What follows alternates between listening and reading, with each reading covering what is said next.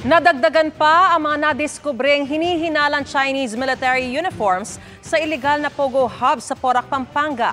Nakatutok live si Jonathan Andal. Jonathan! Maris, 6 na set na ng hinihinalang Chinese military uniforms ang natatagpuan dito sa loob ng Lucky South 99 Pogo Compound sa Porac, Pampanga. Ipinasusuri na po ang mga ito kung lehitimo.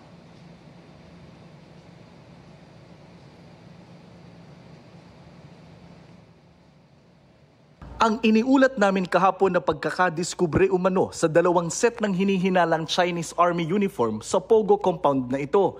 Nadagdagan pa ng 4 na set sa patuloy na paghalughog sa compound kanina. Dito sa Building 11 natagpuan ngayong araw yung iba pang set ng mga military uniform. Workstation po at opisina ang laman ng gusaling ito. Isa lang po ito sa 46 na buildings na sinusunod ngayon ng PNP-CIDG dito sa loob ng 10 ektaryang compound ng illegal na Pogo.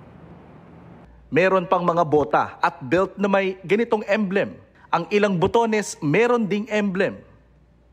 May botones ding may nakasulat na PLA, pareho sa acronym o pinaikling tawag sa People's Liberation Army. Sa loob ng uniforme may name tag na ibabangga sa mga pasaporte ng mga Chinese na inaresto sa Pogo. Pero ipapasuri pa ng Presidential Anti-Organized Crime Commission o PAOK kung totoong uniforme ang mga ito ng Chinese military.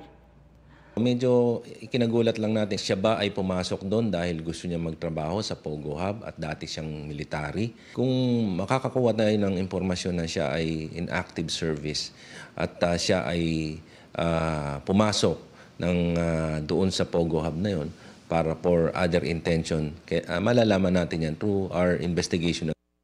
Kagabi natagpuan ng ilang sextoy, mga damit pambabae at kwarto. Bukod dyan, may mga video pa nga na pinasa sa amin yung mga babaeng nagsasayaw ng hubad. Binebenta nila online or nila live stream nila. So merong sexual exploitation na nangyayari sa loob.